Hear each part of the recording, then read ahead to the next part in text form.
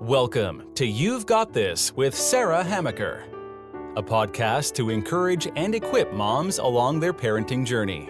Join Sarah each week as she interviews dads and moms like you and discusses the joys, challenges, and rewards of raising kids. Hi, and welcome to this week's You've Got This. I'm Sarah Hamaker, and I'm glad you joined me. Today is our Is This Normal for School-Age Kids? If you want to ask me a question about a behavior or something your child or teen is doing, you may email me at parentcoachnova@gmail.com, and maybe your question will appear on my blog or in an upcoming podcast of Is This Normal? So let's get in. Today we're talking about school-age kids, which is about kindergarten through around 5th grade. So the first mom who question we're going to talk about is an 8-year-old boy who's quite skilled at arguing. Now, you may have one of these argumentative children in your home, and let me tell you, I know they can drive you up a wall. How do you stop your child from arguing? You're going to not believe how simple the answer is. Stop arguing with him. But what? You said, if I say do this, my child goes, no, I'm not going to do it, blah, blah, blah, blah, blah. Here it is. Alpha speech is your friend. And by alpha speech, I mean you say it once, you say it with authority, and you say it short and sweet. So, for example, pick up your toys. The child says, I don't want to pick up my toys, blah, blah, and then he starts going yada, yada, yada, yada. You just say, pick up your toys, and then you walk away. You do not, just because your child argues with you, you do not have to argue back. You do not need to have the last word. You do not need to convince your child that you are right, because no matter what you say, your child is never going to look at you and say, gee, Mom, when you put it that way, I guess you're right. They're not going to say that. So stop trying to. So often this mom was saying she keeps trying to say, hey, you're wrong. You're wrong that I wasn't in the shower for 5 minutes. Well, she knew that she was right. He wanted to argue that she was wrong because he didn't want to own up to the fact that he had taken too long a shower. But she kept wanting him to agree with her. She kept wanting him, and I'm reading between the lines here because why she continued this argument, wanted him to say, Mom, you're right. Not going to happen. So just stop asking for that. So she says, well, how do I stop that? You stop by disengaging. We do not have to talk to our children when they're arguing. We do not have to put up with it. She said she's been starting to say, I have spoken. And I love that response. That is going to be my new favorite. I have spoken. But she's not comfortable using that because her child, she wants to help him work through it. Okay, so here's the thing. He needs to work through it by stopping the behavior. When he starts arguing, says, I have spoken, and walk away. Just leave the room. He may follow you, he may not. Short and sweet. Don't expect agreement. And say something like, I have spoken, or that's all I'm saying, or one of my personal favorites, because I said so. You can also say, if you continue arguing, give them chores. I did this one summer because all my kids, I have 4 children, as most of my listeners know, and they kept arguing with me all the time. And I finally just said, if I just said, I'm done, this is what you need to do, and they kept trying to argue with me, I would just pluck a chore out of the chore jar that we had and said, now you need to get this chore. Let me tell you, it cleared up the wanting to stay and badger me to change my mind really quick. The other thing that you can use, and this must be used sparingly with a child, is the chair of wisdom. That is where, if you can just see that they are just really passionate about this topic or about wanting to get out their feelings about this particular edict or instruction or response that you had, you can say, all right, you know what? I think I'm going to repair to the chair of wisdom. You go sit down in any chair you want, and you say, okay, look at your watch, set a timer. You have 5 minutes or 3 minutes to say everything you want to say about my decision. Go. And then you just listen and you say things, if I was your age, I would feel the same way too. Yeah, okay, all right. And you just let them get it all out. Some kids just need to vent, and so that you can give them that opportunity to vent. So that is the chair of wisdom. But you must use the chair of wisdom sparingly. You cannot use it all the time or it will lose its effectiveness. So that's my answer for a child who argues. Now, there's also another one that crops up often in this age group is a kid who doesn't seem to care about the punishment. This one mom writes in about her 6-year-old who has laughs at whenever she gets into trouble when she's being disciplined. And she doesn't know if it's nervous laughter or the child thinks it's funny. And of course, it can drive a parent crazy when you are trying to correct a child and they act like they don't care. When a child or teen isn't responding to discipline, to punishment, we often assume that the punishment isn't working. What usually is happening, though, is that the child isn't at a place where the consequences can work. Remember, there are 2 reasons for consequences: to strengthen a child's conscience and to provide an impetus to do better next time. When a punishment is not working or when the child laughs at you or doesn't seem to be affected by the punishment, we often want to take the punishment to the next level. This is when we sometimes put our foot in our mouth and we say things like, you're going to be grounded till you're 18 to our 7-year-old. You're going to miss your birthday to our 8-year-old and their birthday is like next week. I mean, we kind of up the ante because of our frustration, because we don't see the work being done on the child. And let me tell you, I know, I get it. I've had my kids act like they don't care about the punishment. That's okay. That doesn't mean that I stop doing the right thing. That doesn't mean that I throw my hands up in the air and wail and gnash my teeth and go, oh my goodness, I can't possibly do this. No. Sometimes, though, the connection between punishment and the child's attitude is, we see it more because the child has lost the connection to the parent.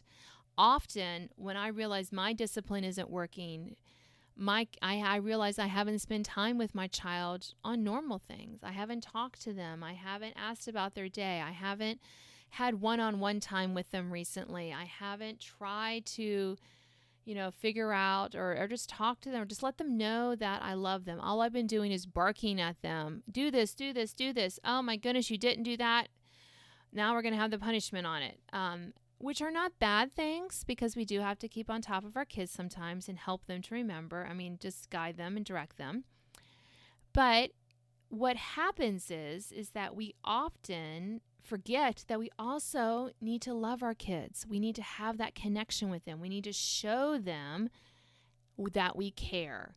So I encourage you, if you find that your child is not responding appropriately to consequences, in other words, they're not feeling bad, they're not trying to change their behavior, they keep seeming to do the same misbehavior over and over and over again, look at your connection. Have you kept that connection strong with your child? Do they feel loved? Do they feel accepted? Because that is more important than correcting their behavior. We want our children to feel loved and accepted. And when they feel loved and accepted, when they feel that correction, they will want to please us. So check that. That's a good check for us. Often this age group also talks about death. One of my children who shall remain nameless often was obsessed with death, saying that they were going to die in their sleep before they were 19, wrote on school papers in 1st or 2nd grade, I want to die, which of course freaked their teachers out, really kind of obsessed with death. Wasn't necessarily afraid, wasn't having nightmares, but obsessed with death. This one mom writes in that her 10-year-old child has started crying and getting upset about what he will do when we die and how sad we will be. They've tried to reassure him. Now it's become a huge thing. They want to know the fear is common and manage his fears. Well, yeah, these fears are common. Fears of the dark, fears of death, fears of that kind of, they are common. And death especially, though, makes us uncomfortable. We're not comfortable with death, and so when our kids start talking about it in normal kid way, it makes us uncomfortable, and we don't know how to respond to it. So I would just tell him a few things. One, you love him very much, and that death is a part of life.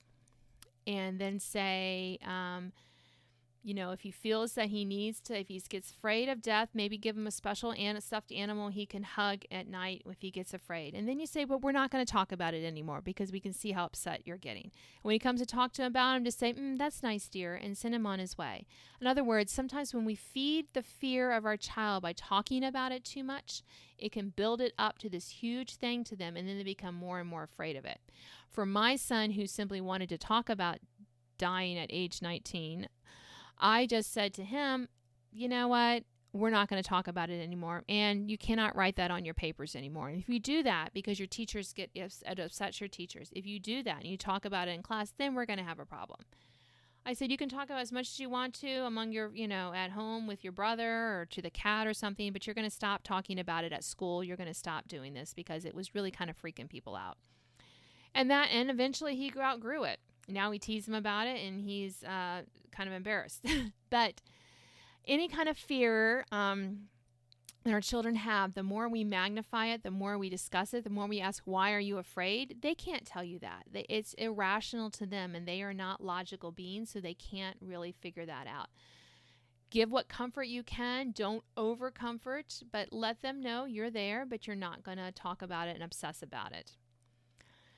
And one of the main questions that we get for this age group, that I get for this age group, is lying. Seemingly great kids, all of a sudden they're telling lies. I remember that one of my oldest daughter, when she was about in 3rd or 4th grade, she drew on the wall in the office, which she knew she wasn't supposed to do. And the reason I knew it was her is because she put her name on it. And, she was 7 at the time, I think. Even when I said, and I didn't even ask her a question. I said, you drew on the wall. She goes, I did not. I'm like, you drew on the wall. I have the evidence right here with your name on it. I know you did it.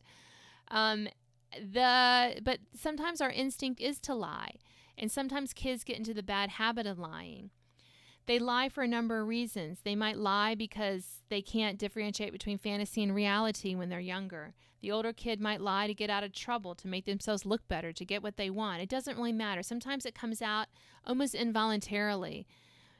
You did X? No, I didn't. Don't we have that in our own hearts as adults? Don't we often go, it wasn't me. It wasn't me, God. I didn't do that.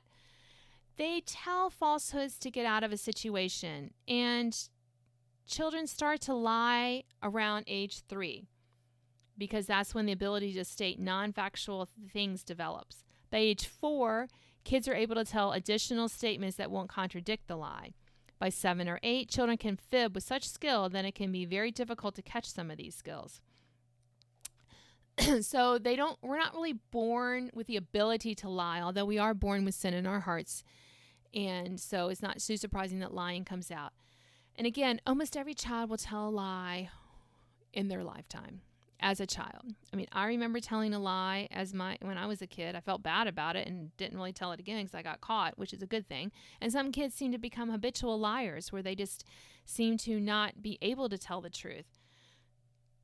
So we need to teach our kids the difference between lying and telling the truth, which includes knowing the right kind of embellishment to stories and the wrong kind.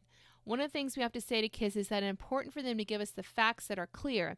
And then if they want to add anything else to the story that they thought happened or wished happened, that's okay. That clarifies the difference between the facts and the adding information. We must bear in mind that the snarling dog to a child was lot larger to a small form than it was to ours. In short, as a parent, we need to use wisdom to correctly interpret the child's heart in a situation. So we're going to encourage honesty, but know that their perception, how they view it, is going to be skewed.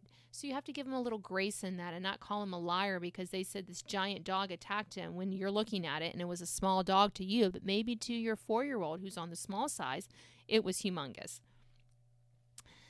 Lies are basically a heart issue. The temptation to deceive is greater than the internal character. Lying is always a shortcut because the truth is hard work, and kids don't always have the confidence to do the right thing when faced with the temptation to lie. And so we have to be careful how we model behavior. Are you telling the truth? Are you telling white lies? Or what we call white lies?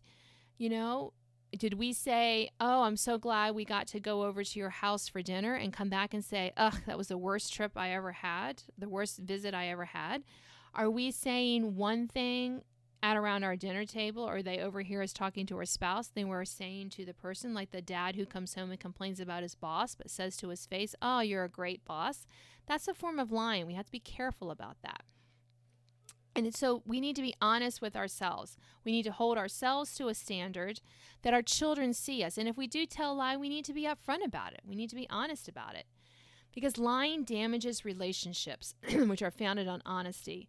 The natural consequence of lying is that you damage relationships, which is another significant thing to teach our children about the importance of telling the truth.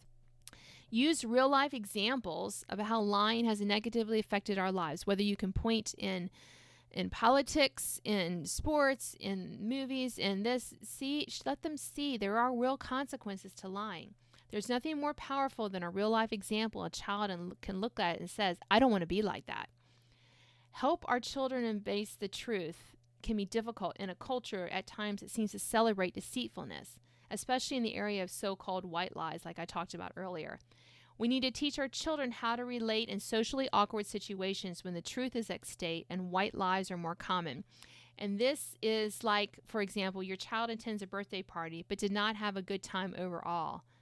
Well, they leave the party. If he says he had a good time, that would be a lie. But saying he had a bad time wouldn't be polite and hurt the birthday boy's feelings. So what we need to do is help our children give alternatives to putting them between a rock and a hard place. There's another place they can go that would teach our child not to lie and be a better response. So in the party example, we can teach our child to avoid the question of whether or not they enjoyed the party and focusing on something positive, like the friendship or one aspect of the party the child enjoyed. We need to look for something that we can say that's affirming. Children need to learn how to be gracious without losing the truth. And I think that's also important. If you find your child lying a lot, is it because they don't know how to say, they don't want to say the truth? You know, they don't want to hurt their siblings' feelings. They don't want to get caught. And if they don't want to get caught, you know, you need to remind them that it's always better to tell the truth, even when you're going to get in trouble. And that takes a lot of courage. And a lot of kids don't have that immediate courage. So do role playing with them. Well, what happens next time? What if you did break that vase and you lied about it? What would be better to do? Mommy, I broke the vase. I need some help cleaning it up. I'm more apt to respond more positively to that than I find the broken vase and I find the ball near there where my son threw it, and I have to, you know, put the pieces together. You ate the last piece of chocolate candy. Well, I can usually tell because there's probably chocolate smeared on the child's face, and that's a dead giveaway. How do you tell the truth of that? I'm sorry, Mommy. I couldn't. I did it. It's hard to say. So how do we give our child an out? Sometimes if a child takes things and lies about it, you can put like a box and say out loud to all your kids, whoever took this is the amnesty box. You put it back here. No questions will be asked. I've had parents do that with kids who tend to take things from other kids in the house. So you can put things back in the box, and then you just go on. And the child usually will eventually grow out of lying. We do need to make a big deal about it, but we also need to help a child develop what to do how to replace the lies and why they're lying on that. We need to be vigilant when it comes to correcting lies in our children. And we also need to remember that we invite lies sometimes by the way we interact with our children. For example, if you are more than 90% sure that your child did X, ate the last donut, broke the remote on the TV, fill in the blank, don't ask him if he did it. Tell him he did it. I know you did X. How are we going to fix this? That way, you're not inviting him to lie. You're telling him that you know he did it. Now, he may still try to protest, in which I found the perfect just staring at them and not saying anything else until they confess, giving them that space to confess and helping them after they confess to kind of go on with their life. That usually works pretty well. Well, we're out of our time today. I hope you enjoy this version of Is This Normal for school-aged kids. Again, if you have a question you would like to ask, please email me at parentcoachnova@gmail.com. And if you enjoyed this podcast and my other podcasts, please leave a review. That will really help me find a bigger audience and help other moms and dads learn more about parenting and have more joy in their parenting. Thanks for joining me. I hope you join me next week. Thanks for listening to this week's podcast of You've Got This with Sarah Hamaker. Sign up to receive notification of new podcasts and listen to previous editions at sarahhamaker.com. Until next time, remember, parenting might be hard sometimes, but don't worry, you've got this.